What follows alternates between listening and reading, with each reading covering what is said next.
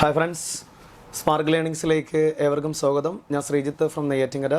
അപ്പോൾ നമ്മൾ ഇന്ന് പഠിക്കാൻ പോകുന്നത് ഭരണഘടനാ നിർമ്മാണ ചരിത്രത്തെക്കുറിച്ചാണ്. ഭരണഘടനാ നിർമ്മാണ ചരിത്രമാണ് നമ്മളിന്നിവിടെ ചർച്ച ചെയ്യുന്നത്. അപ്പോൾ അതിൽ കോൺസ്റ്റിറ്റ്യൂവൻ്റ് അസംബ്ലി ഭരണഘടനാ നിർമ്മാണ സമിതി ആണ് നമ്മളിന്നിവിടെ പഠിക്കുന്നത്. ഓക്കെ, അപ്പോൾ നമുക്ക് ക്ലാസ്സിലേക്ക് കടക്കാം. ഓക്കെ, എല്ലാവരെയും ഒരിക്കൽ കൂടി ക്ലാസ്സിലേക്ക് സ്വാഗതം ചെയ്യുന്നു. ഓക്കെ, അപ്പോൾ ശ്രദ്ധിക്കുക, ഭരണഘടനാ നിർമ്മാണ സമിതി, കോൺസ്റ്റിറ്റ്യൂവൻ്റ് അസംബ്ലി. ഓക്കെ, അപ്പോൾ ഇന്ത്യക്ക് ഒരു ഭരണഘടനാ നിർമ്മാണ സമിതി. ഓക്കെ, ആദ്യത്തെ പോയിന്റിലേക്ക് ശ്രദ്ധിക്കുക. ഇന്ത്യക്ക് ഒരു ഭരണഘടനാ നിർമ്മാണ സമിതി രൂപീകരിക്കണമെന്നും ആ ഭരണഘടനാ നിർമ്മാണ സമിതി ഇന്ത്യക്ക് വേണ്ടി ഒരു ഭരണഘടന രൂപീകരിക്കണമെന്നും ആദ്യമായിട്ട് അഭിപ്രായപ്പെട്ട വ്യക്തി. ഓക്കെ, അപ്പോൾ ഇന്ത്യക്ക് ഒരു ഭരണഘടനാ നിർമ്മാണ സമിതി എന്ന ആശയം ആദ്യമായിട്ട് മുന്നോട്ട് വെച്ച വ്യക്തിയാണ് എം എൻ റോയി. ആദ്യമായിട്ട് മുന്നോട്ട് വെച്ച വ്യക്തിയാണ് എം എൻ റോയി. ഇന്ത്യക്കൊരു ഭരണഘടനാ നിർമ്മാണ സമിതി എന്ന ആശയം ആദ്യമായിട്ട് മുന്നോട്ട് വെച്ച വ്യക്തിയാണ് M N Roy. M N റോയിയെക്കുറിച്ച് പല ചോദ്യങ്ങളും PSC ആവർത്തിച്ച് ചോദിച്ചിട്ടുണ്ട്. ഭരണഘടനാ നിർമ്മാണ സമിതി എന്ന ആശയം ആദ്യമായിട്ട് മുന്നോട്ട് വെച്ച വ്യക്തി എം എൻ റോയി. അയാളുടെ മുഴുവൻ പേര് ഒന്ന് അറിഞ്ഞിരിക്കുക, മാനവേന്ദ്രനാഥ റോയി എന്നാണ് കേട്ടോ. അദ്ദേഹത്തിൻ്റെ മുഴുവൻ പേര് മാനവേന്ദ്രനാഥ റോയി എന്നാണ്. അദ്ദേഹം അറിയപ്പെടുന്ന, അദ്ദേഹത്തിൻ്റെ റിയൽ നെയിം ചോദിച്ചു കഴിഞ്ഞാൽ നരേന്ദ്രനാഥ് ഭട്ടാചാര്യ എന്നാണ്. നരേന്ദ്രനാഥ് ഭട്ടാചാര്യ ഓർ നരൻ ഭട്ടാചാര്യ എന്ന് ചോദിച്ചാലും ആരാണ്? എം എൻ റോയി ആണ് അറിഞ്ഞിരിക്കുക. അപ്പോൾ ഈ എം എൻ റോയി ആണ് ഇന്ത്യക്ക് ഒരു ഭരണഘടനാ നിർമ്മാണ സമിതി എന്ന ആശയം ആദ്യമായിട്ട് മുന്നോട്ട് വെച്ചത്. മാത്രമല്ല, നമുക്ക് PSC പല പരീക്ഷകളിലും എം എൻ റോയിയായിട്ട് ബന്ധപ്പെട്ട് പല ചോദ്യങ്ങളും ആവർത്തിച്ച് ചോദിച്ചിട്ടുണ്ട്. നമുക്ക് ഒന്ന് രണ്ട് പോയിന്റുകളൊന്ന് നോക്കാം. അപ്പോൾ ശ്രദ്ധിച്ചോ, എം എൻ റോയി. ഓക്കെ, അപ്പോൾ എം എൻ റോയിയെ കുറിച്ച് ഒരു 2-3 പോയിന്റ് നമുക്ക് പഠിക്കാനുണ്ട്. M N Roy, Manabendranath Roy. M N Roy ആണ് ഇന്ത്യക്ക് ഒരു ഭരണഘടനാ നിർമ്മാണ സമിതി എന്ന ആശയം ആദ്യമായിട്ട് മുന്നോട്ട് വെച്ചത്. പുള്ളിക്കാരൻ 1928 ഇന്ത്യൻ പാട്രിയോട്ട് എന്ന പത്രത്തിലൂടെയും അപ്പോൾ ഇന്ത്യൻ പാട്രിയോട്ട് എന്ന പത്രം ആരംഭിച്ച ആളാണ് എം എൻ റോയി. അപ്പോൾ ഇദ്ദേഹം 1928 ഇന്ത്യൻ പാട്രിയോട്ട് എന്ന പത്രത്തിലൂടെയും 1934 രാജ്യവ്യാപകമായും ആവശ്യപ്പെട്ടു ഇന്ത്യക്കൊരു ഭരണഘടനാ നിർമ്മാണ സമിതി വേണം എന്ന് ആരാവശ്യപ്പെട്ടു? എം എൻ റോയി ആവശ്യപ്പെട്ടു. അപ്പോൾ അദ്ദേഹത്തിൻ്റെ പത്രം ഒന്നറിഞ്ഞിരിക്കുക, ഇന്ത്യൻ പാട്രിയോട്ട്. മാത്രമല്ല, എം എൻ റോയിയായിട്ട് ബന്ധപ്പെട്ട് പറയുകയാണെങ്കിൽ നമ്മുടെ ഇന്ത്യ വിഭജനം സ്വാതന്ത്ര്യമായിട്ട് ബന്ധപ്പെട്ട് എം എൻ റോയിയുടെ പ്രധാനപ്പെട്ട ഒരു കൃതിയുണ്ട്, India in transition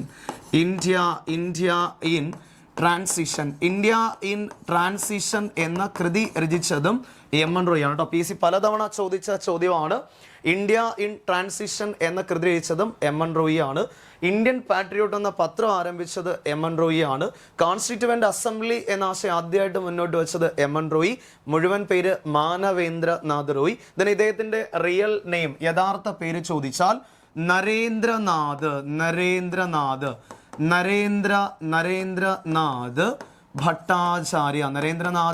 Bhattacharya. Okay, Naran Bhattacharya or Narendranath Bhattacharya എന്നറിയപ്പെടുന്ന ആളാണ് എം എൻ റോയി. ഓക്കെ, അപ്പോൾ അതുപോലെ തന്നെ അവിടെ അറിഞ്ഞ നരേന്ദ്രനാഥ് ദത്തയുണ്ട്, അത് സ്വാമി വിവേകാനന്ദനാണ്. ഇത് നരേന്ദ്രനാഥ് ഭട്ടാചാര്യ ഓർ നരൻ ഭട്ടാചാര്യ എന്നറിയപ്പെടുന്നു എം എൻ റോയി. അദ്ദേഹമാണ് ഇന്ത്യൻ കമ്മ്യൂണിസ്റ്റ് പ്രസ്ഥാനങ്ങളുടെ പിതാവ്, ഇന്ത്യൻ കമ്മ്യൂണിസ്റ്റ് പ്രസ്ഥാനത്തിൻ്റെ പിതാവ് എന്നറിയപ്പെടുന്നു എം എൻ റോയി. അതുപോലെ തന്നെ ഇന്ത്യയിൽ ആദ്യമായിട്ട് ജനകീയ ആസൂത്രണം അവതരിപ്പിച്ച ആളാണ് എം എൻ റോയി. 1945 ഇന്ത്യയിൽ ആദ്യമായിട്ട് ജനകീയ ആസൂത്രണം മുന്നോട്ട് വെച്ച ആളാണ് എം എൻ റോയി. 1857 ഒന്നാം സ്വാതന്ത്ര്യ കലാപത്തെ ഫ്യൂഡൽ കലാപം എന്ന് വിളിച്ച ആളാണ് എം എൻ റോയി. ഇതൊക്കെ ഇമ്പോർട്ടൻ്റ് ഫാക്റ്റുകളാണ് എം എൻ റോയിയായിട്ട് ബന്ധപ്പെട്ട്. ഇദ്ദേഹം ആരംഭിച്ച അല്ലെങ്കിൽ ഇദ്ദേഹം സ്ഥാപിച്ച മറ്റൊരു രാഷ്ട്രീയ പാർട്ടിയാണ് മെക്സിക്കൻ കമ്മ്യൂണിസ്റ്റ് പാർട്ടി. അതുപോലെ തന്നെ റാഡിക്കൽ ഡെമോക്രാറ്റിക് പാർട്ടി എന്നിവ സ്ഥാപിച്ച ആള് എം എൻ റോയി. അപ്പോൾ ഇന്ത്യൻ കമ്മ്യൂണിസ്റ്റ് പ്രസ്ഥാനങ്ങളുടെ പിതാവ് എന്നറിയപ്പെടുന്നു. Mexican communist party, radical democratic party എന്നിവ സ്ഥാപിച്ച ആള്. ഇന്ത്യയിൽ ആദ്യമായിട്ട് പീപ്പിൾസ് പ്ലാൻ അവതരിപ്പിച്ചു 1945 ജനകീയ ആസൂത്രണം മുന്നോട്ട് വെച്ച ആള് എം എൻ റോയി. ഒന്നാം സ്വാതന്ത്ര്യ കലാപത്തിന് ഫ്യൂഡൽ കലാപം എന്ന് വിളിച്ച ആളാണ് എം എൻ റോയി. മാത്രമല്ല, കമ്മ്യൂണിസ്റ്റ് ഇന്റർനാഷണലിൽ അംഗമായ ആദ്യ ഇന്ത്യക്കാരനും എം എൻ റോയിയാണ്. ഓക്കെ, ചൈനീസ് കമ്മ്യൂണിസ്റ്റ് പാർട്ടി കോൺഗ്രസിൽ അംഗമായ ആദ്യ ഇന്ത്യക്കാരനും എം.എൻ. റോയിയാണ്. അപ്പോൾ 2 സ്ഥലത്ത് അംഗമായത് പറഞ്ഞു. കമ്മ്യൂണിസ്റ്റ് ഇന്റർനാഷണൽ അംഗമായ ആദ്യ ഇന്ത്യക്കാരൻ, ദെൻ ചൈനീസ് കമ്മ്യൂണിസ്റ്റ് പാർട്ടി കോൺഗ്രസിൽ അംഗമായ ആദ്യ ഇന്ത്യക്കാരൻ ചോദിച്ചാലും എം.എൻ. റോയ്. ഇത്രയും കാര്യങ്ങൾ ഇദ്ദേഹമായിട്ട് ബന്ധപ്പെട്ടൊന്ന് ബേസിക്കായിട്ട് അറിഞ്ഞിരിക്കുക. ഓക്കെ, അപ്പോൾ നമ്മൾ പറഞ്ഞ കാര്യം ശ്രദ്ധിക്കുക. ഇന്ത്യക്ക് ഒരു ഭരണഘടനാ നിർമ്മാണ സമിതി എന്ന ആശയം ആദ്യമായിട്ട് മുന്നോട്ട് വെച്ച ആളാണ് എം.എൻ. റോയ്, മാനവേന്ദ്രനാഥ് റോയ്. കാരണം ഇപ്പോൾ ഫേമസ് ആയിട്ടുള്ള വ്യക്തികളുടെയൊക്കെ മുഴുവൻ പേരാണ് PC ഓപ്ഷനിൽ തരാറുള്ളത്. അതുകൊണ്ട് ഇവിടെ മുഴുവൻ പേരിനെ പഠിച്ചു വെച്ചോ, മാനവേന്ദ്രനാഥ് റോയ്. ദെൻ ഇദ്ദേഹത്തിൻ്റെ റിയൽ നെയിം ചോദിച്ചു കഴിഞ്ഞാൽ നരൻ ഓർ നരേന്ദ്രനാഥ് ഭട്ടാചാര്യ എന്നോട് എന്ത് ചെയ്യുക, അറിഞ്ഞു വെച്ചേക്കുക. ദെൻ അടുത്ത പോയിന്റ് ഇതാണ്, ഇന്ത്യക്കൊരു ഭരണഘടനാ നിർമ്മാണ സമിതി, ഇന്ത്യക്കൊരു കോൺസ്റ്റിറ്റ്യൂവൻ്റ് അസംബ്ലി വേണം എന്ന ആവശ്യം ആദ്യമായിട്ട് മുന്നോട്ട് വെച്ച രാഷ്ട്രീയ പാർട്ടി. അപ്പോൾ ആദ്യമായിട്ട് മുന്നോട്ട് വെച്ച വ്യക്തി എം.എൻ. റോയ് പഠിച്ചു. എന്നാൽ ഈ ഒരു കോൺസെപ്റ്റ്, ഈ ഒരു ആശയം ആദ്യമായിട്ട് മുന്നോട്ട് വെച്ച രാഷ്ട്രീയ പാർട്ടിയാണ് Swaraj party. Swaraj party, okay, Swaraj പാർട്ടിയാണ് ഈ ഒരു ആശയം ആദ്യമായിട്ട് മുന്നോട്ട് വെച്ച രാഷ്ട്രീയ പാർട്ടി. സ്വരാജ് പാർട്ടിയെ കുറിച്ച് പറയുകയാണെങ്കിൽ മാറ്റത്തിന് വേണ്ടിയുള്ളവർ എന്നറിയപ്പെടുന്ന രാഷ്ട്രീയ പാർട്ടിയാണ് സ്വരാജ് പാർട്ടി. സ്വരാജ് പാർട്ടിയെ കുറിച്ച് പറയുകയാണെങ്കിൽ ഒരു പോയിന്റ് നമ്മൾ പറഞ്ഞു, മാറ്റത്തിന് വേണ്ടിയുള്ളവർ എന്നറിയപ്പെടുന്ന രാഷ്ട്രീയ പാർട്ടി ചോദിച്ചാൽ സ്വരാജ് പാർട്ടിയാണ്. നിസ്സഹകരണ പ്രസ്ഥാനം പിൻവലിച്ചതിനെ തുടർന്ന് ഗാന്ധിജി നിസ്സഹകരണ പ്രസ്ഥാനം പിൻവലിച്ചു. ചൗരി ചൗര സംഭവത്തെ തുടർന്ന് നിസ്സഹകരണ പ്രസ്ഥാനം പിൻവലിച്ചു. അതിൽ പ്രതിഷേധിച്ചുകൊണ്ട് INC-യിൽ നിന്ന് പിരിഞ്ഞു വന്ന കുറച്ച് പേര് ചേർന്ന് രൂപീകരിച്ച പാർട്ടിയാണ് സ്വരാജ് പാർട്ടി. സ്വരാജ് പാർട്ടിയുടെ സ്ഥാപക നേതാക്കളാണ്. ഒന്ന് അറിഞ്ഞിരിക്കുക, നമുക്ക് സ്വരാജ് പാർട്ടിയുടെ ബന്ധപ്പെട്ട് 1-2 പോയിന്റ് അറിഞ്ഞിരിക്കുക. സ്വരാജ് പാർട്ടിയുടെ സ്ഥാപക നേതാക്കളാണ് മോത്തിലാൽ നെഹ്റു, CR ദാസ്. അപ്പോൾ CR ദാസ് ഉണ്ട്, മോത്തിലാൽ നെഹ്റു ഉണ്ട്. 2 പേര് ഓർമ്മിച്ചോ, CR ദാസ്, മോത്തിലാൽ നെഹ്റു. ഓക്കെ, അപ്പോൾ സ്വരാജ് പാർട്ടിയെ കുറിച്ചാണ് ഇതവിടെ ശ്രദ്ധിക്കുക. സ്വരാജ് പാർട്ടി രൂപീകരിച്ചത് 1923-ലാണ്. സ്വരാജ് പാർട്ടിയുടെ സ്ഥാപകർ ചോദിച്ചു കഴിഞ്ഞാൽ മോത്തിലാൽ നെഹ്റു, അതുപോലെ തന്നെ CR ദാസ്. മോത്തിലാൽ നെഹ്റു, CR ദാസ്. പിന്നെയും കുറച്ച് പേരുണ്ട്. ഹക്കിം അജ്മൽ ഖാൻ, ഇന്ത്യൻ യുനാനി മെഡിസിൻ്റെ ഒക്കെ പിതാവ് എന്നറിയപ്പെടുന്ന ഹക്കിം അജ്മൽ ഖാൻ. ദെൻ വിതൽ ഭായ് പട്ടേൽ, നമുക്കറിയാം സെൻട്രൽ ലെജിസ്ലേറ്റീവ് അസംബ്ലിയുടെ പ്രസിഡന്റായ ആദ്യ ഇന്ത്യക്കാരനാണ് വിതൽ ഭായ് പട്ടേൽ. അതുപോലെ തന്നെ മദൻ മോഹൻ മാളവ്യ, അവരൊക്കെ ഈ സ്വരാജ് പാർട്ടിയിലെ പ്രധാന സ്ഥാപക നേതാക്കളായിരുന്നു.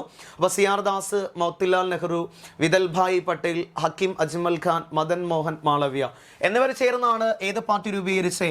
സ്വരാജ് പാർട്ടി രൂപീകരിച്ചു. 1923-ലാണ് രൂപീകരിച്ചത്. സ്വരാജ് പാർട്ടിയുടെ രൂപീകരണത്തിലേക്ക് നയിച്ച INC-യുടെ സമ്മേളനം ചോദിച്ചു കഴിഞ്ഞാൽ ഗയാ സമ്മേളനം. സ്വരാജ് പാർട്ടിയുടെ രൂപീകരണത്തിന് കാരണമായ INC സമ്മേളനം, ഗയാ സമ്മേളനം നടന്ന വർഷം 1922-ആണ്. ഗയാ സ്ഥിതി ചെയ്യുന്ന സംസ്ഥാനം ഉത്തർപ്രദേശാണ് കേട്ടോ, അതും കൂടി ഒന്ന് ഓർമ്മിച്ച് വെച്ചേക്കുക. ഗയാ സ്ഥിതി ചെയ്യുന്ന സംസ്ഥാനം ഉത്തർപ്രദേശാണ്. അപ്പോൾ ഈ ഗയാ സമ്മേളനത്തിൻ്റെ അധ്യക്ഷനായിരുന്നു CR ദാസ്. ഓക്കെ, അപ്പോൾ 22-ലെ ഗയാ സമ്മേളനത്തിലാണ് സ്വരാജ് പാർട്ടിയുടെ രൂപീകരണ ചർച്ച നടന്നത്. 1923-ൽ സ്വരാജ് പാർട്ടി രൂപീകരിക്കുന്നു. മാറ്റത്തിന് വേണ്ടിയുള്ളവർ, വളരെ ഇമ്പോർട്ടൻ്റ് ആയിട്ടുള്ളൊരു ഫാക്റ്റാണ്, മാറ്റത്തിന് വേണ്ടിയുള്ളവർ എന്നറിയപ്പെടുന്ന രാഷ്ട്രീയ പാർട്ടിയും സ്വരാജ് പാർട്ടിയാണ്. ദെൻ പ്രവിശ്യകളിലെ ദ്വിഭരണത്തെയൊക്കെ കുറിച്ച് പഠിക്കാൻ വേണ്ടി സ്വരാജ് പാർട്ടി രൂപീകരിച്ച അല്ലെങ്കിൽ നിയമിച്ചൊരു കമ്മിറ്റിയുടെ കമ്മിറ്റിയാണ് മുദിമാൻ കമ്മിറ്റി. ഓക്കെ, അറിഞ്ഞിരിക്കുക, PC പ്രീവിയസ് ചോദ്യമാണ്. മുദിമാൻ കമ്മിറ്റി പ്രവിശ്യകളിലെ ദ്വിഭരണത്തെക്കുറിച്ച് പഠിക്കാൻ സ്വരാജ് പാർട്ടി നിയമിച്ച കമ്മിറ്റിയാണ് മുദിമാൻ കമ്മിറ്റി. ഇനി അതുപോലെ തന്നെ സ്വരാജ് പാർട്ടിയുടെ സ്ഥാനാർത്ഥിയായിട്ട് മത്സരിച്ച ആദ്യ വനിതയാണ് കമലാദേവി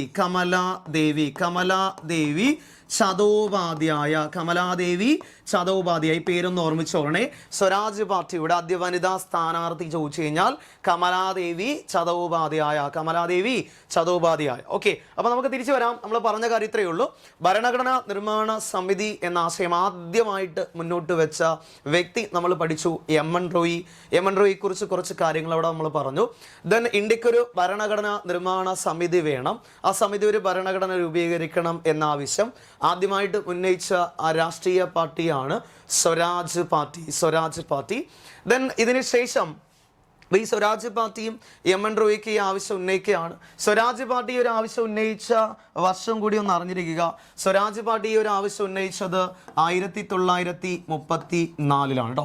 1923 പാർട്ടി രൂപീകരിച്ചതെങ്കിലും കോൺസ്റ്റിറ്റ്യൂന്റ് അസംബ്ലി എന്ന ആവശ്യം പാർട്ടി മുന്നോട്ട് വെച്ചത് 1934. ഓക്കെ, അപ്പോൾ ഇവർ ഈ ആശയം മുന്നോട്ട് വെച്ചപ്പോൾ ബ്രിട്ടീഷുകാർ ഇതിനെന്ത് ചെയ്തില്ല, ഇതിന് വേണ്ടിയിട്ടുള്ളൊരു നടപടികളും എന്ത് ചെയ്തില്ല, നടപടികളൊന്നും സ്വീകരിച്ചില്ല. അങ്ങനെയാണ് ആരുടെ വരവ്?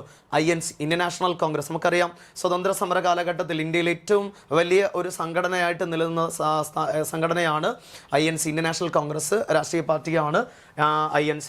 അപ്പോൾ ഈ INC അടുത്ത് ഇന്ത്യക്ക് ഒരു ഭരണഘടന രൂപീകരിക്കണമെന്നും അതിനുവേണ്ടി ഒരു ഭരണഘടനാ നിർമ്മാണ സമിതി രൂപീകരിക്കണമെന്നും INC, ഇന്ത്യൻ നാഷണൽ കോൺഗ്രസ് ആവശ്യപ്പെട്ടു.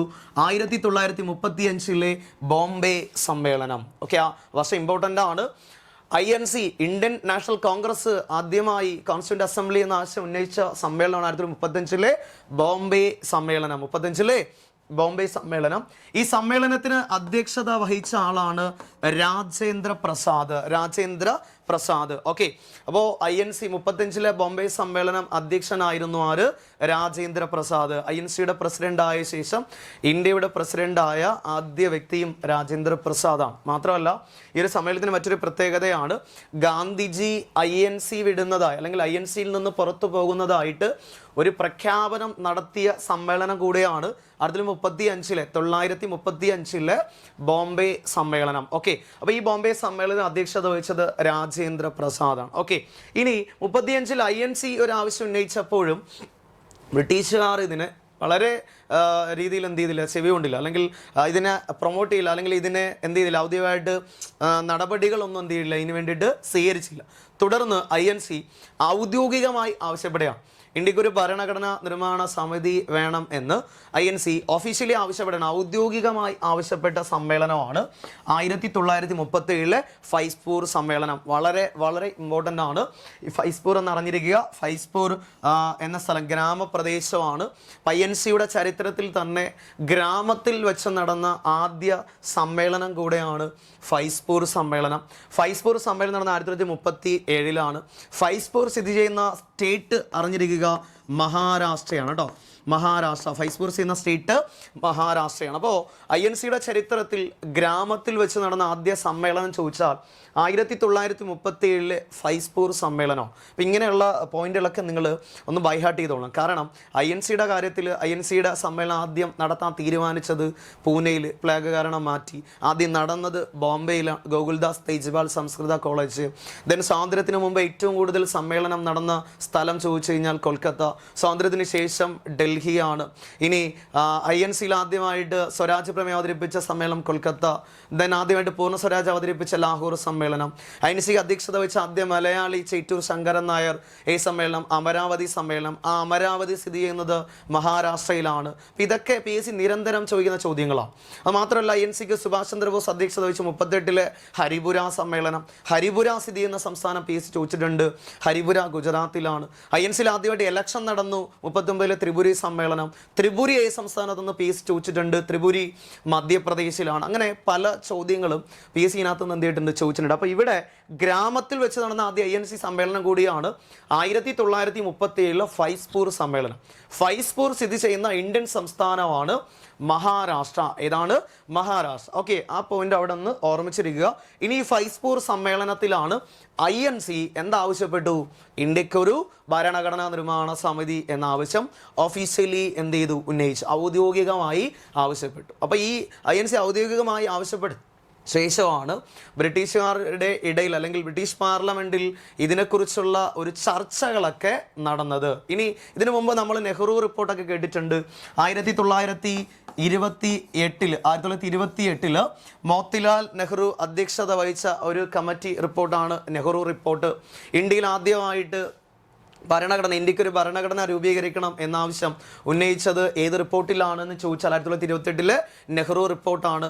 നെഹ്റു റിപ്പോർട്ട് തയ്യാറാക്കിയത് മോത്തിലാൽ നെഹ്റു ആണ്. അതും അവിടെ എന്ത് ചെയ്യുക, ഒന്ന് അറിഞ്ഞിരിക്കുക. അപ്പോൾ ഇവിടെ 37 ഫൈസ്പൂർ സമ്മേളനം അധ്യക്ഷൻ ചോദിച്ചു കഴിഞ്ഞാൽ 37 ഫൈസ്പൂർ സമ്മേളനം അധ്യക്ഷൻ ചോദിച്ചാൽ ഇവിടെ ജവഹർലാൽ നെഹ്റു ആണ്. അധ്യക്ഷൻ ചോദിച്ചു കഴിഞ്ഞാൽ ജവഹർലാൽ നെഹ്റു. 1937 INC സമ്മേളനം ഫൈസ്പൂർ സമ്മേളനം അധ്യക്ഷൻ ജവഹർലാൽ നെഹ്റു. 35 അധ്യക്ഷൻ രാജേന്ദ്ര പ്രസാദ്. തുടർന്ന് 1938 ഒരു പൊതുസമ്മേളനത്തിൽ വളരെ ഫേമസ് ആയുള്ള വളരെ പ്രശസ്തനായ നമ്മുടെ ആധുനിക ഇന്ത്യയുടെ സൃഷ്ടാവ് എന്നൊക്കെ അറിയപ്പെടുന്ന പ്രധാനമന്ത്രിയായ നെഹ്റു ഇന്ത്യയുടെ രാഷ്ട്രശില്പി എന്നറിയപ്പെടുന്ന നെഹ്റു എന്ത് ചെയ്യുന്നുണ്ട്? പ്രസംഗിക്കുകയാണ്. 1938 നെഹ്റു പ്രസംഗിച്ചു. എങ്ങനെ പ്രസംഗിച്ചു? സ്വതന്ത്ര ഇന്ത്യയുടെ ഭരണഘടന മുതിർന്നവരുടെ നേതൃത്വത്തിൽ തെരഞ്ഞെടുക്കപ്പെട്ട ഒരു ഭരണഘടനാ നിർമ്മാണ സമിതി ബാഹ്യ ഇടപെടലുകളില്ലാതെ രൂപീകരിക്കണം. എന്താ പറഞ്ഞത്? സ്വതന്ത്ര ഇന്ത്യയുടെ ഭരണഘടന മുതിർന്നവരുടെ നേതൃത്വത്തിൽ തെരഞ്ഞെടുക്കപ്പെട്ട ഒരു ഭരണഘടനാ നിർമ്മാണ സമിതി ബാഹ്യ ഇടപെടലുകളില്ലാതെ രൂപപ്പെടുത്തണം എന്ന് ഒരു പൊതുസമ്മേളനത്തിൽ നെഹ്റു അഭിപ്രായപ്പെട്ടു. ഏത് വർഷം? 1938. ഓക്കെ, അപ്പോൾ PSC ആണെങ്കിൽ ചോദിക്കാം, 1938 സ്വതന്ത്ര ഇന്ത്യയുടെ ഭരണഘടന തിരഞ്ഞെടുക്കപ്പെട്ട സ്വതന്ത്ര ഇന്ത്യയുടെ ഭരണഘടന മുതിർന്നവരുടെ നേതൃത്വത്തിൽ തിരഞ്ഞെടുക്കപ്പെട്ട ഒരു ഭരണഘടനാ നിർമ്മാണ സമിതി ബാഹ്യ ഇടപെടലുകളില്ലാതെ രൂപീകരിക്കണം എന്ന് അഭിപ്രായപ്പെട്ടത് ആര് എന്ന് വേണമെങ്കിൽ എന്ത് ചെയ്യാം? PSC ചോദിക്കാം. ഓക്കെ, അപ്പോൾ നമ്മൾ പറഞ്ഞത് സ്വതന്ത്ര ഇന്ത്യയിലെ ഭരണഘടന മുതിർന്നവരുടെ നേതൃത്വത്തിൽ തിരഞ്ഞെടുക്കപ്പെട്ട ഒരു ഭരണഘടനാ നിർമ്മാണ സമിതി ബാഹ്യ ഇടപെടലുകളില്ലാതെ രൂപപ്പെടുത്തണം എന്ന് 1938 നെഹ്റു അഭിപ്രായപ്പെടുന്നു. ഈ നെഹ്റുവിൻ്റെ ഈ അഭിപ്രായം തത്വത്തിൽ അംഗീകരിക്കപ്പെട്ടത് ഓഗസ്റ്റ് ഓഫറിലൂടെയാണ്. ഓക്കെ, അപ്പോൾ ഈ നെഹ്റുവിൻ്റെ ഈ ഒരു അഭിപ്രായം തത്വത്തിൽ അംഗീകരിക്കപ്പെട്ടത് 1940 ഓഗസ്റ്റ് ഓഫറിലൂടെയാണ്. രണ്ടാം ലോക മഹായുദ്ധാനന്തരം ഇന്ത്യയുടെ സഹകരണങ്ങൾ ആവശ്യപ്പെട്ടുകൊണ്ട് അന്നത്തെ ബ്രിട്ടീഷ് ഇന്ത്യയുടെ വൈസ്രോയി ആയിരുന്ന ലില്ലിത്ത് ഗോയാണ് ഈ ഒരു പ്രഖ്യാപനം നടത്തിയത്. അപ്പോൾ നമുക്ക് നേരെ ഓഗസ്റ്റ് ഓഫറിലേക്ക് പോകാം. നമുക്ക് ഓഗസ്റ്റ് ഓഫറാണ് ഇനി അടുത്ത് നോക്കാനുള്ളത്. ഓക്കെ, ഓഗസ്റ്റ് ഓഫർ പ്രഖ്യാപനം 1939 ആരംഭിച്ച രണ്ടാം ലോക മഹായുദ്ധത്തിൽ ഇന്ത്യയുടെ സഹകരണങ്ങൾ തേടുന്നതിന് നടത്തിയ പ്രഖ്യാപനമാണ് ഓഗസ്റ്റ് ഓഫർ പ്രഖ്യാപനം. ഈ ഓഗസ്റ്റ് ഓഫർ പ്രഖ്യാപനം നടത്തിയ വൈസ്രോയി ചോദിച്ചു കഴിഞ്ഞാൽ ലില്ലിത്ത് ഗോയാണ് കേട്ടോ. ഓഗസ്റ്റ് ഓഫർ പ്രഖ്യാപനം നടത്തിയ വൈസ്രോയി ആണ് ലില്ലിത്ത് ഗോ. ഇനി ഓഗസ്റ്റ് ഓഫർ പ്രഖ്യാപനം നടന്ന ഡേറ്റ് വളരെ ഇമ്പോർട്ടൻ്റ് ആണ്. 1940 ഓഗസ്റ്റ് 8 ഓഗസ്റ്റ് ഓഫർ പ്രഖ്യാപനം നടത്തിയ അന്നത്തെ ബ്രിട്ടീഷ് ഇന്ത്യയിലെ വൈസ്രോയി ആണ് Lilith go. Next, August offer പ്രഖ്യാപനത്തിൻ്റെ ആശയങ്ങൾ അല്ലെങ്കിൽ ഓഗസ്റ്റ് ഓഫർ പ്രഖ്യാപനങ്ങൾ മുന്നോട്ട് വെച്ചത് എന്തൊക്കെയെന്ന് നമുക്ക് നോക്കാം. അപ്പോൾ പ്രഖ്യാപനങ്ങളാണ്. ഒന്ന്, ഇന്ത്യക്ക് പുത്രിക രാജ്യപദവി, പ്രാതിനിധ്യ സ്വഭാവമുള്ള ഒരു ഭരണഘടനാ നിർമ്മാണ സമിതി രൂപീകരിക്കാം. അപ്പോൾ ഇന്ത്യക്ക് പുത്രിക രാജ്യപദവി നൽകാം, പ്രാതിനിധ്യ സ്വഭാവമുള്ള ഒരു ഭരണഘടനാ നിർമ്മാണ സമിതി രൂപീകരിക്കാനുള്ള അംഗീകാരം നൽകാം. നെക്സ്റ്റ്, ഇന്ത്യക്കാരെ ഉൾപ്പെടുത്തിക്കൊണ്ട് വൈസ്രോയിയുടെ എക്സിക്യൂട്ടീവ് കൗൺസിൽ വിപുലീകരിക്കാം. ഇന്ത്യക്കാരെ ഉൾപ്പെടുത്തിക്കൊണ്ട് വൈസ്രോയിയുടെ എക്സിക്യൂട്ടീവ് കൗൺസിൽ കുറച്ചുകൂടെ എന്ത് ചെയ്യാം? വിപുലീകരിക്കാം. ഇതൊക്കെ ആയിരുന്നു ഓഗസ്റ്റ് ഓഫർ മുന്നോട്ട് വെച്ച പ്രഖ്യാപനങ്ങൾ. അപ്പോൾ ഓഗസ്റ്റ് ഓഫർ മുന്നോട്ട് വെച്ച പ്രഖ്യാപനങ്ങൾ ഒന്ന് നമ്മൾ പറഞ്ഞു, ഇന്ത്യക്ക് പുത്രിക രാജ്യപദവി മുന്നോട്ട് വെച്ചു. അതുപോലെ തന്നെ വൈസ്രോയിയുടെ എക്സിക്യൂട്ടീവ് കൗൺസിൽ ഇന്ത്യക്കാരെ ഉൾപ്പെടുത്തിക്കൊണ്ട് വിപുലീകരിക്കുക എന്നുള്ളത് മുന്നോട്ട് വെച്ചു. അതുപോലെ തന്നെ പ്രാതിനിധ്യ സ്വഭാവമുള്ള ഒരു ഭരണഘടനാ നിർമ്മാണ സമിതി രൂപീകരിക്കുക. ഇതൊക്കെയായിരുന്നു ഓഗസ്റ്റ് ഓഫർ പ്രഖ്യാപനം. അപ്പോൾ പുത്രിക രാജ്യപദവി എന്ന് പറയുമ്പോൾ ബ്രിട്ടൻ്റെ അധീനതയിലുള്ള ഒരു രാജ്യം തന്നെ ആയിരിക്കും ഏത്? ഇന്ത്യ. ഭരിക്കുന്ന ഇന്ത്യക്കാരാണെങ്കിലും എങ്ങനെ ഭരിക്കണമെന്നൊക്കെ തീരുമാനിക്കുന്ന ആര് തന്നെയായിരിക്കും? ബ്രിട്ടനൊക്കെ ആയിരിക്കും. അപ്പോൾ ഈ പുത്രിക രാജ്യപദവിയെ നമ്മുടെ പ്രധാനപ്പെട്ട സംഘടനകളായ INCയും മുസ്ലിം ലീഗും എന്ത് ചെയ്തു? എതിർത്തു. INC എതിർത്തു, മുസ്ലിം ലീഗ് എന്ത് ചെയ്തു? എതിർത്തു. അങ്ങനെ ഈ ഓഗസ്റ്റ് ഓഫർ പ്രഖ്യാപനം പരാജയമായിരുന്നു. തുടർന്ന് 1940 ശേഷം നമ്മുടെ ഇന്ത്യയിൽ രാഷ്ട്രീയ പ്രശ്നങ്ങളൊക്കെ അരങ്ങേറുന്ന ഒരു സമയമാണ്.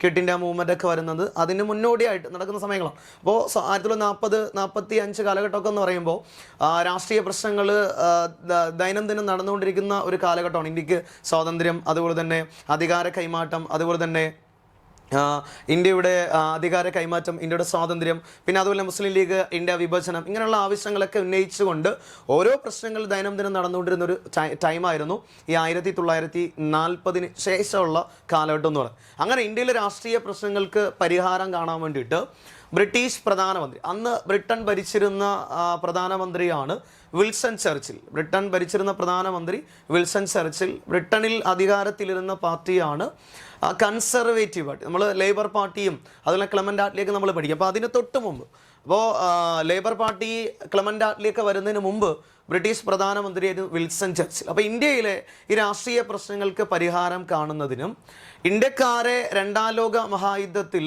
ഉൾപ്പെടുത്തി ബ്രിട്ടീഷുകാരെ സഹായിക്കുന്നതിന് ഇന്ത്യക്കാരെ ഉൾപ്പെടുത്തുന്നതിനുമായിട്ട് വേണ്ടിയിട്ട് ഒരു ദൗത്യത്തെ ഇന്ത്യയിലേക്ക് ഈ ബ്രിട്ടീഷ് പ്രധാനമന്ത്രി വിൽസൺ ചർച്ചിൽ അയക്കുകയാണ്. അതാണ് ക്രിപ്സ് മിഷൻ. ഏതാണ്? Cripps mission. അപ്പോൾ അടുത്ത് നമ്മൾ നോക്കാൻ പോകുന്നത് ക്രിപ്സ് മിഷനെ കുറിച്ചാണ്. അപ്പോൾ നമ്മൾ പറഞ്ഞു വന്ന കാര്യം 1928 ഇന്ത്യൻ പാട്രിയോട്ട് എന്ന പത്രത്തിലൂടെ എം.എൻ. റോയ് ആവശ്യം ഉന്നയിക്കുന്നു.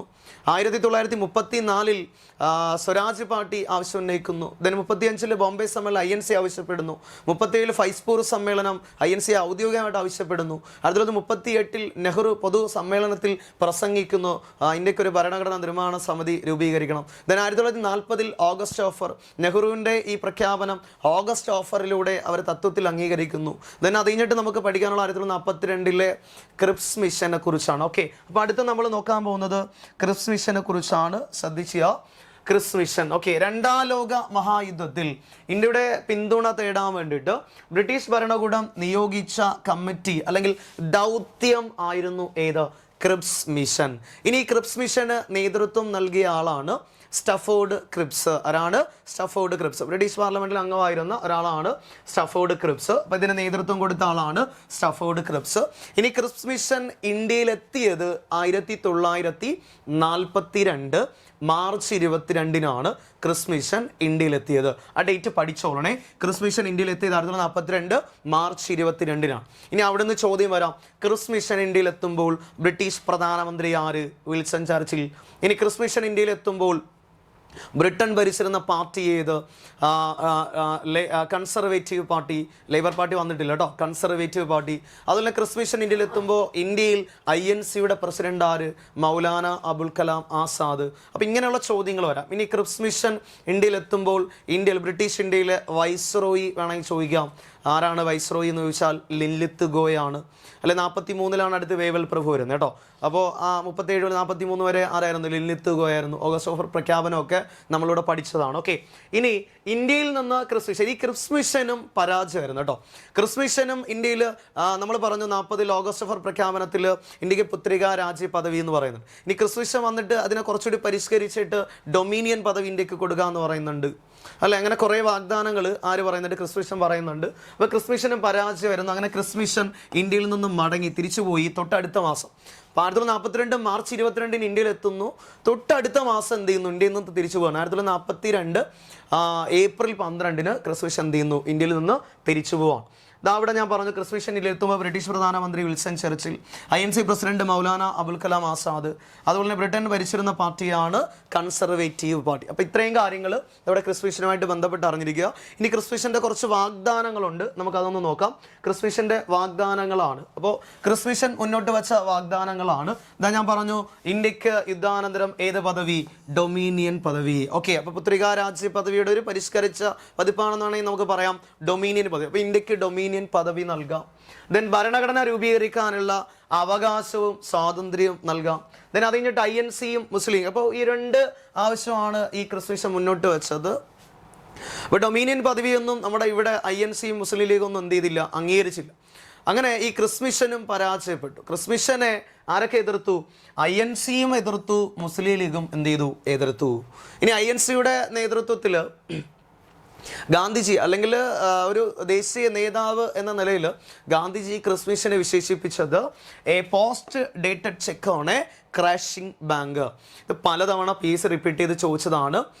തകർന്നുകൊണ്ടിരിക്കുന്ന ബാങ്കിലെ പിൻതീയതിയിട്ട ചെക്ക്. ഓക്കെ, പിൻതീയതിയിട്ട cheque, crash, a post dated cheque on a crashing bank, a post dated cheque on a crashing bank എന്ന് എന്തിനെയാണ് ഗാന്ധിജി വിശേഷിപ്പിച്ചത് എന്ന് വേണമെങ്കിൽ ചോദിക്കാം. അവിടെ നിങ്ങൾക്ക് ഓപ്ഷനിൽ ഓഗസ്റ്റ് ഓഫർ എന്ന് കാണാം, വേവൽ പദ്ധതി എന്ന് കാണാം, ക്രിപ്സ് മിഷൻ എന്ന് കാണാം, ക്യാബിനറ്റ് മിഷൻ എന്ന് കാണാം, മൗണ്ട് ബാറ്റൻ പദ്ധതി എന്ന് കാണാം, VP മേനോൻ പദ്ധതി, ഇങ്ങനെ പലതും ഓപ്ഷനിൽ ഉണ്ടാവും. ഓക്കെ, അപ്പോൾ പഠിച്ചു വെച്ചോ. ക്രിപ്സ് മിഷനെയാണ് ഗാന്ധിജി എന്തെന്ന് വിളിച്ച് തകർന്നുകൊണ്ടിരിക്കുന്ന ബാങ്കിലെ പിൻതീയതിയിട്ട cheque, a post dated cheque on a crashing bank എന്ന് ഗാന്ധിജി വിളിച്ചത് ഏതിനെ വിളിച്ചേ? ക്രിപ്സ് മിഷനെയാണ് എന്നറിഞ്ഞിരിക്കുക. ഓക്കെ, ഇനി ക്രിപ്സ് മിഷന് ശേഷം നമ്മുടെ ഇന്ത്യയിലെ രാഷ്ട്രീയ പ്രശ്നങ്ങളൊക്കെ ഇങ്ങനെ നടന്നുകൊണ്ടിരിക്കുകയാണ് അല്ലേ. ക്വിറ്റ് ഇന്ത്യ മൂവ്മെൻറ്റ് നടക്കുന്നു. ഇതിന് ശേഷം നമുക്കറിയാം, ക്വിറ്റ് ഇന്ത്യ മൂവ്മെൻറ്റ് ബ്രിട്ടീഷുകാർക്കെതിരെ ഇന്ത്യയിൽ നടന്ന ഏറ്റവും അവസാനത്തെ ബഹുജന പ്രക്ഷോഭം കൂടിയായിരുന്നു ഇത്, ക്വിറ്റ് ഇന്ത്യ മൂവ്മെൻറ്റ്. അപ്പോൾ ക്വിറ്റ് ഇന്ത്യ മൂവ്മെൻറ്റ് നടക്കുന്നു. അതിനുശേഷം അധികാരത്തിൽ ബ്രിട്ടീഷ് ഇന്ത്യയുടെ വൈസ്രോയി ആയിട്ട് അധികാരത്തിൽ വരുന്നു. ആര് വരുന്നു? തൊട്ട് മുമ്പ് ഓഗസ്റ്റ് ഓഫർ പ്രഖ്യാപനം ലിൻലിത്ത് ഗോക്ക് നമ്മൾ പഠിച്ചു. ലിൻലിത്ത് ഗോക്ക് ശേഷം വരുന്ന ഒരാളാണ് വേവൽ പ്രഭു. ആരാണ്? വേവൽ പ്രഭു. ഈ വേവൽ പ്രഭു ഇന്ത്യക്കാർക്ക് അവരുടെ സ്വന്തം ഭരണഘടന തയ്യാറാക്കാനുള്ള നിർദ്ദേശങ്ങൾ കൊണ്ടുവന്ന ഒരു പദ്ധതി എന്ത് ചെയ്യാണ്? തയ്യാറാക്കിയാണ്. അപ്പോൾ ആ പദ്ധതി അറിയപ്പെട്ടത് വേവൽ പദ്ധതി എന്നാണ്. നമ്മളിനി അടുത്ത് പഠിക്കാൻ പോകുന്ന വേവൽ പദ്ധതിയെ കുറിച്ചാണ്. ഓക്കെ, അപ്പോൾ ഇത്രയും കാര്യങ്ങൾ മനസ്സിലായി എന്ന് വിശ്വസിക്കുന്നു. നെക്സ്റ്റ് നമ്മൾ വേവൽ പ്ലാനിനെ കുറിച്ചാണ് പഠിക്കുന്നത്. ഇന്ത്യക്കാർക്ക് അവരുടെ സ്വന്തം ഭരണഘടന രൂപീകരിക്കാനുള്ള നിർദ്ദേശം കൊണ്ടുവന്ന പദ്ധതി ഏതെന്ന് ചോദിച്ചാൽ വേവൽ പദ്ധതി.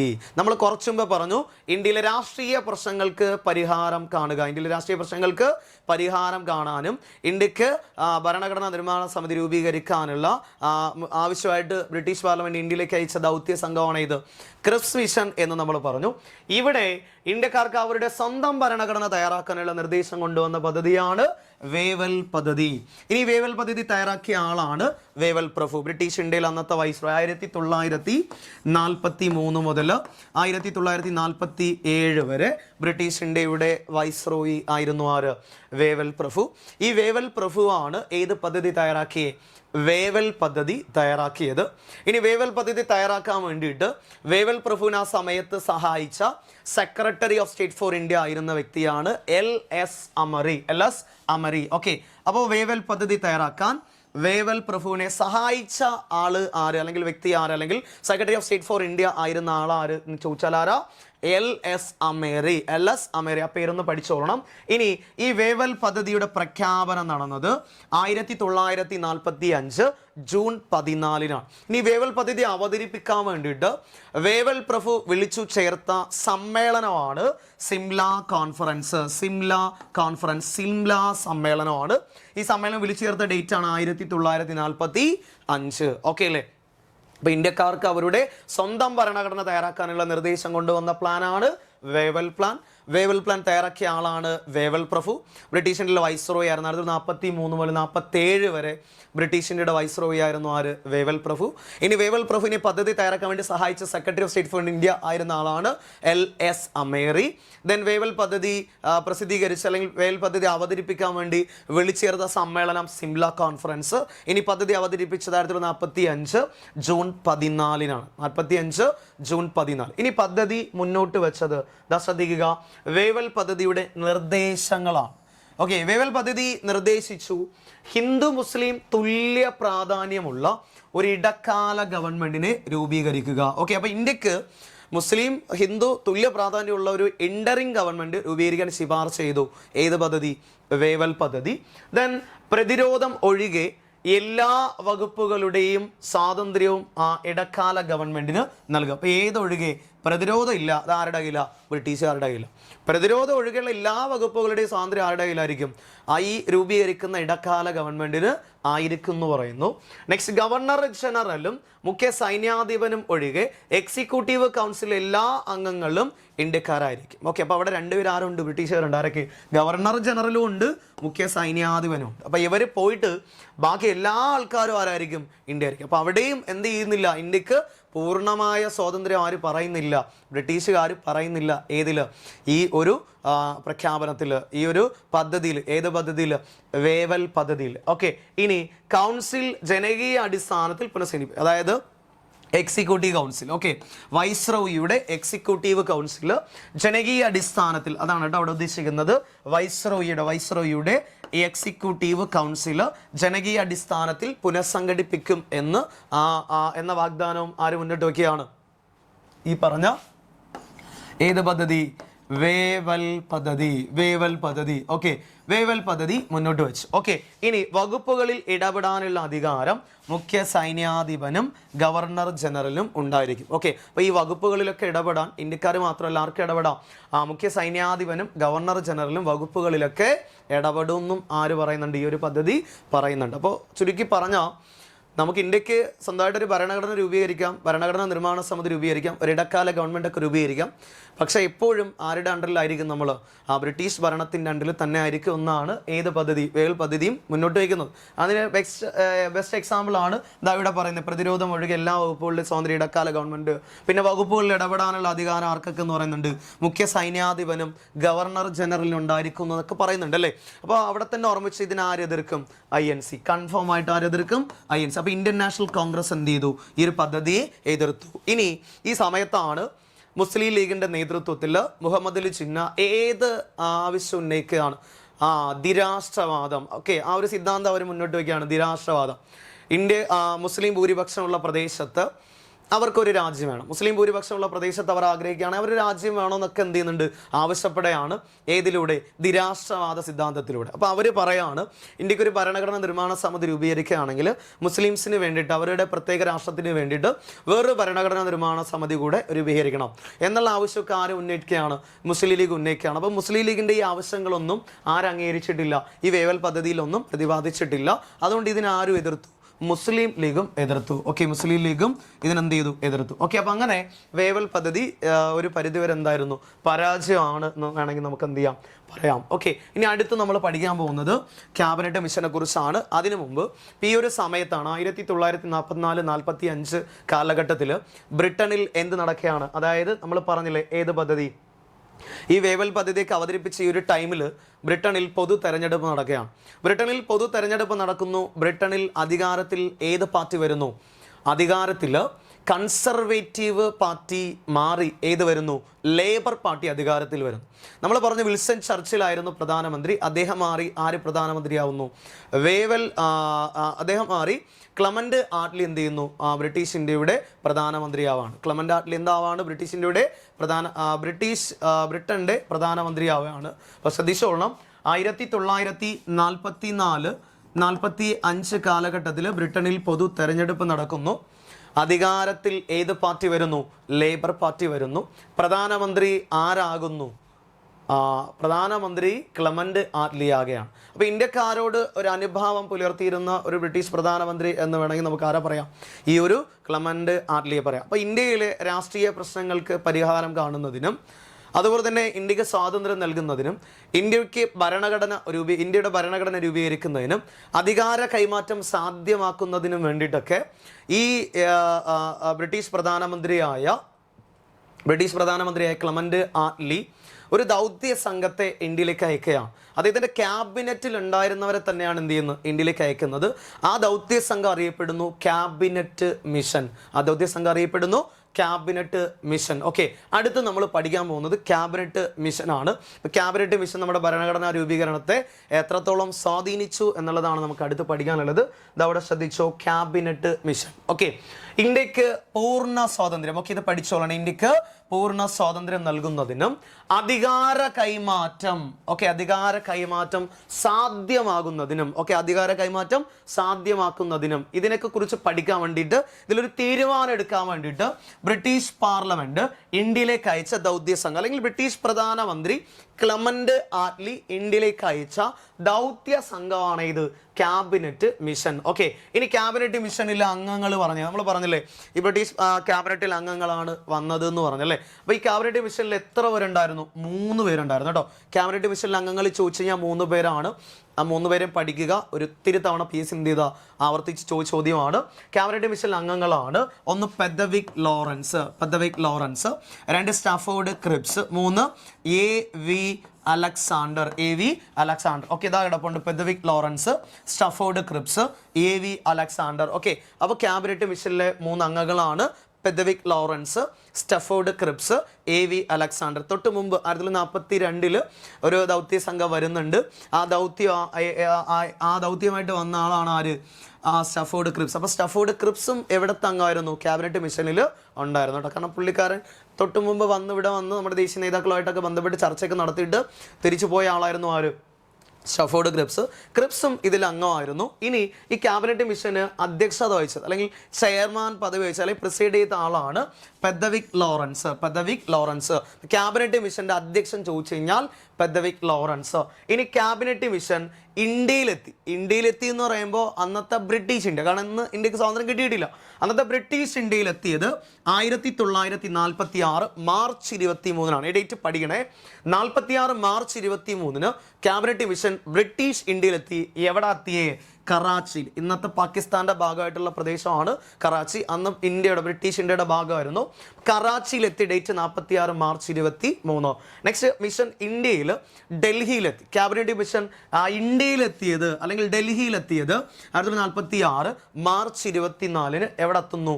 ഡൽഹിയിലെത്താണ്. ഓർമ്മിച്ചോളാം. നെക്സ്റ്റ് ക്യാബിനറ്റ് മിഷൻ ഇവിടെ വന്നിട്ട് നമുക്ക് സ്വാതന്ത്ര്യം നൽകുന്നതിനെ കുറിച്ചും അധികാര കൈമാറ്റം സാധ്യമാക്കുന്നതിനെ കുറിച്ചും ഇടക്കാല ഗവൺമെന്റ് രൂപീകരിക്കുന്നതിനെ കുറിച്ചും ഭരണഘടനാ നിർമ്മാണ സമിതി രൂപീകരിക്കുന്നതിനെ കുറിച്ചും ഒക്കെ പഠിച്ചിട്ട് എന്ത് ചെയ്തു? റിപ്പോർട്ട് സമർപ്പിച്ച് 1946 മെയ് 16 1946 മെയ് 16 ക്യാബിനറ്റ് മിഷൻ എന്ത് ചെയ്തു? അന്തിമ റിപ്പോർട്ട് എന്ത് ചെയ്തു? സമർപ്പിച്ചു. ദെൻ ഇന്ത്യയിൽ നിന്ന് ക്യാബിനറ്റ് മിഷൻ എന്ത് ചെയ്തു? ഇന്ത്യയിൽ നിന്ന് മടങ്ങിയത് 1946 ജൂൺ 29